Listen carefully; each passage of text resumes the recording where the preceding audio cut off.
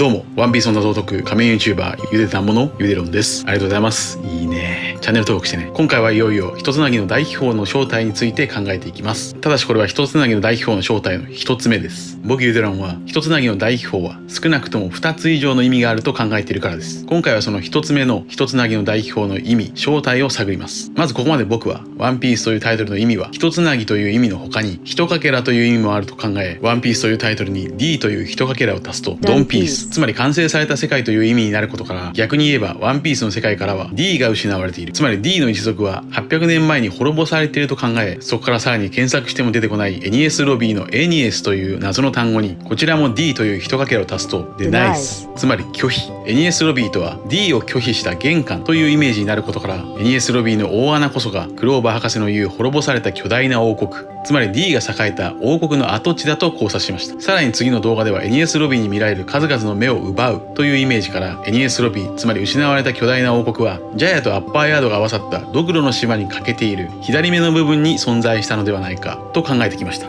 ちょっと何言ってるか分かんない人はこちらの動画をご覧ください。このドクロの島に欠けている左目、滅ぼされた D が栄えていた巨大な王国という可能性は、実は27巻の表紙でも表現されているようです。27巻の表紙のルフィは月の民のような翼を生やして左目をウインクしているのです。こちらはコメント欄ともはせさんからいただきました。今回は引き続きこのドクロの島について考えていくのですが、先に結論から言いましょう。ドクロの島に欠けている左目のワンピース、一かけらを考えていくと、実は一つなぎの大秘宝ワンピースの正体にたどり着きます。つまりワンピースを考えるとワンピースがわかるのです。これは一体どういうことか考えていきましょう。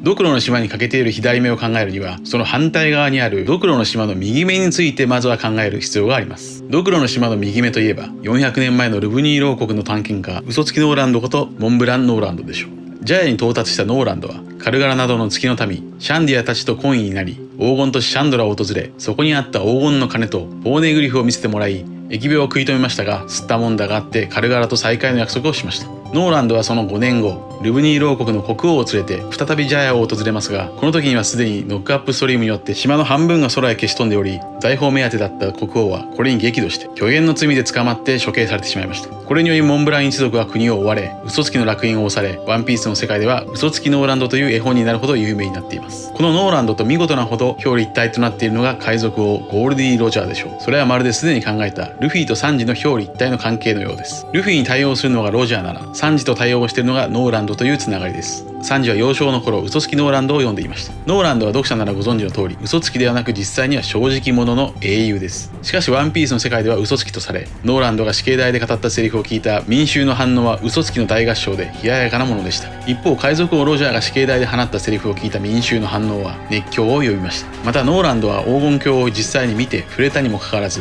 黄金鏡への生き方がわからなくなっていました。一方、ロジャーは一つなぎの大秘宝があるとされる最終地点ラフテルまでの生き方を知っているにもかかわらず、海賊王ロジャーは肝心の一つなぎの大秘宝を発見できなかったのか、少なくとも金銀財宝を持ち帰った様子はありません。つまりこの二人の物語は表裏一体の関係で描かれているようです。そうなると正直者のノーランドとは真逆である海賊王ロジャーが言った死刑台でのセリフはある意味で嘘だったことになります。つまり一つなぎの大秘宝は金銀財宝などではなく別のもの、しかも持って帰れないものでしょう。そしてロジャーはこの世の全てをそこに置いてきたと言っています。これはもしかしてラフテルはエニエスロビーの大穴の底、そこに存在しているのでしょうか。とにかく僕ユーデロンは一つなぎの大秘宝は国の跡地であるとこちらの動画でも考えています。それは表裏一体になっていると思われるノーランドからもわかります。ノーランドが発見したのはドクロの島の右目、黄金都市、つまり都市でしたから、表裏一体になっているロジャーが民衆を駆り立てた一つなぎの大秘宝も国や都市、島といった場所であると考えます。つまりそれはベタに一つなぎの大秘宝、滅ぼされた巨大な王国の跡地でしょう。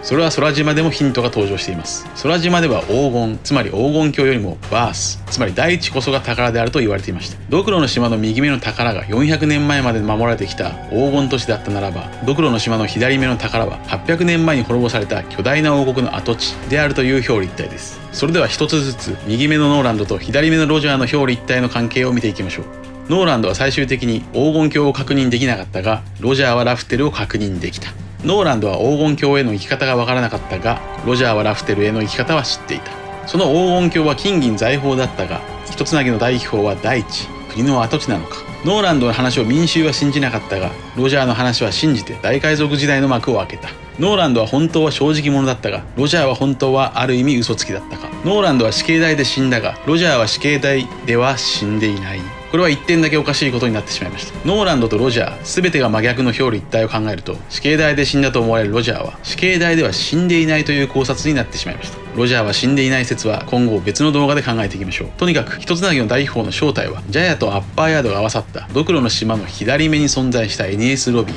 つまり滅ぼされた巨大な王国の跡地だと考えるのですが、この考察のヒントとなる要素はまだまだあります。まずは語呂合わせです。31巻287話でノーランドは嵐の中ジャヤに上陸しますが、その日付は開園暦1122年5月12日。語呂合わせは一つにここにいる、一つにここにいるです。31巻全体のタイトルもここにいるです。ここでノーランドだけが嵐の中でジャヤの鐘の音を聞いています。これはつまりロジャーやルフィ、おでん、モモの助と同じ能力、万物の声を聞ける能力をノーランドも持っていたのかもしれません。これはあまり考察されてませんね。ここにもロジャーとの表裏一体が見られますが、そしてロジャーは空島でドクロの右目である黄金都市シャンドラにも到達しています。ロジャーは世界一周した後、ポーネグリフの存在に気づいて光月おでんを仲間に引き込み、大きく冒険をやり直したといいます。そこでたどり着いたのがシャンディアたちが命がけで守ってきた空島のポーネグリフであり、そこにロジャーは我ここに至り、この分を最果てへと導く海賊王ゴール D ロジャーとおでんに刻んでもらいました。なぜこのポーネグリフにだけ名前入りで文を刻んだのか。それはおそらく800年前の D の一族の生き残りが左目の隣にあった右目、同盟国シャンディアたちにこのポーネグリフを守ってくれとお願いしてからではないでしょうか。だからもうそれは守らなくていいというメッセージを D の一族であるロジャーが刻んであげたのでしょう。そしてさらに31巻292話、タイトルはアフコとは片割れ好きの雲隠れでは、ジャヤの半分がノックアップストリームによって空へ飛んでしまいますが、この292話の話数の語呂合わせは月にであり、それは月の民シャンディアと D の一族の2つの同盟国を表すかのような語呂合わせです。292話には島の半分が飛んでしまった日付が記されています。それは開園暦1127年11月16日です。開園暦1127年11月16日の語呂合わせは一つなぎ、陰々と轟く。一つなぎ、陰々と轟くでしょう。陰々とは鐘の音のことで、これが轟く、鳴り響くということです。これはルフィの16天章にも通じるイメージです。ここに一つなぎが登場しました。となると開園暦1127年の400年前に D が栄えた巨大な王国は世界政府、つまり天竜人たちに滅ぼされたと考えられます。ノーランドは400年前の開園暦1122年にジャヤで黄金都市を発見し、開園暦1127年に黄金都市を見失いました。これが400年前ということは、さらに400年前、つまり800年前に巨大な王国が滅んだと推察できます。さらにそこから400年前ということは引き算すると、開園暦722年に何かが起こり、開園暦727年に巨大な王国が滅んだのかもしれません。パズルのようにできているワンピースならば、722年は722話に、727年は727話に対応していそうです。まず73巻722話はタイトル王族の決闘です。そこではドフラミンゴが元天竜人で、さらに800年前までドレスローザを支配していた王族の末裔であることが明かされた回です。722話の話数の語呂合わせは何やつでしょう。722話で注目なのはドフラミンゴの正体だけでなく、ドフラミンゴ海賊団後々の実のジョーラの芸術作品も意味深です。NES ロビーの正義の門のような形の中に、右側には翼、つまり月のためのイメージでしょうか。そして左目はウインクして泣いています。これはここまで考えてきたドクロの島の欠けた左目や NES ロビー、つまり滅んだ巨大な王国のイメージでしょうか。これは可能性が見えてきました。次に727年、つまり727話にも巨大な王国が滅んだヒントが隠されていそうです。ワンピース727話のタイトルは待ち伏せるヒーローです。それは元天竜人ドフラミンゴがドレスローザを強奪した悲劇の回です。727話の話数の語呂合わせは地に落ちるでいいでしょう。元天竜人のドフラミンゴにドレスローザの王位を奪われた陸王の地位が地に落ちる、つまり陸の王が地に落ちるです。それはキュロス曰く、モネという女が王宮に来たことから始まったといいます。モネは以前の動画でイム様を表すヒントキャラだと考えました。そしてこの727話で陸王はドフラミンゴの技パラサイトによって操られ、国民を殺して回りました。つまり同士討ちによる国取りです。同士討ちによる国取りはアラバスタでもありましたね。これは800年前の開園暦727年に当時の陸の王であった D が栄えた巨大な王国が天竜人に滅ぼされて地に落ちたイメージではないでしょうか。地に落ちるとは読んで字のごとく、それはまさにエニエスロビーの大穴の底、地の底へ巨大な王国が落ちたのでしょう。これはロジャーの言葉、この世の全てを底に置いてきたにもつながります。そして実はエニエスロビーでも同士討ちのエピソードが語られています。42巻422話です。422話の話数の語呂合わせは史実でしょう。ここではドレスローザと同じようなロブルッチの過去のエピソードが語られており、人質500人も皆殺しにしたと語られています。これもある意味で同士討ちです。ロブルッチのネーミングは42巻 SBS によると光を奪うという意味です。ここから読み取れるのは、800年前に滅んだ巨大な王国は天竜人たちによって D の一族たちが同士討ちさせられ、国を奪われたのではないでしょうか。また前回の動画でドクロの島の右目にあるシャンディアたちと左目にあったであろう D の巨大な王国は同盟国だったのではないかと考えましたが、ドレスローザ王国が滅ぼされた D の巨大な王国のイメージならば、ドレスローザと同盟国であるトンタッタ王国はシャンディアとリンクしていそうです。トンタッタ王国には何があったか皆様は覚えているでしょうか。そう、ノーランド像です。ここに繋がります。これらはワンピースにおける語呂合わせの遊びを理解していないとたどり着けませんでした。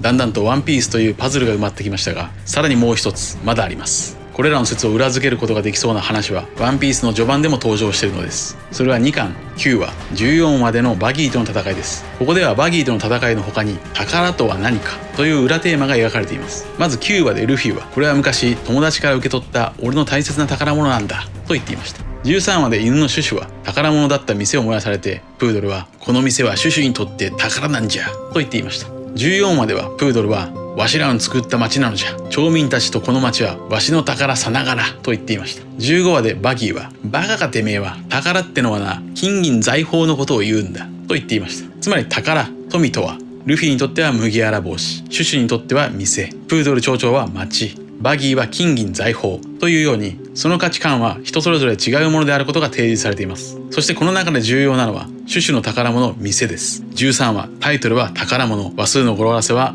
富となる13話では、亡くなった飼い主の思い出が詰まったシュシュが宝物として守ってきた店が無残にも燃やされていました。このシーンは世界政府に滅ぼされた D の巨大な王国のイメージなのでしょう。そして次の14話の話数の語呂合わせは石ですから D の石のイメージです。そこで町長プードルの過去の話が重要です。プードルは町民たちとこの町はわしの宝さながらと語った瞬間、バギーの特製バギー玉で町は破壊されました。これも古代兵器プルトンによって滅んだ D の巨大な王国のイメージでしょうか。これらのことからも一つなぎの大秘宝は金銀財宝ではなく滅んだ王国の跡地だと思われます。以上です。今回はノーランドとロジャーの表裏一体を考えることで、右目と左目の表裏一体も確認でき、ドクロの島の欠けた左目には滅ぼされた D の巨大な王国が存在した可能性が高まりました。そして D というワンピース一かけらを考えることで、一つなぎの大秘宝こと一つなぎの大秘宝にたどり着きました。ただしこれはくどいようですが、一つ目の一つなぎの大秘宝の正体です。引き続き二つ目の一つなぎの大秘宝の正体を解き明かすために、ドクロの島についてまだまだ考えていきましょう。皆さんはどう思われましたか？ご意見や要望があればコメント欄によろしくお願いします。ありがとうございました。チャンネル登録やコメントよろしくお願いします。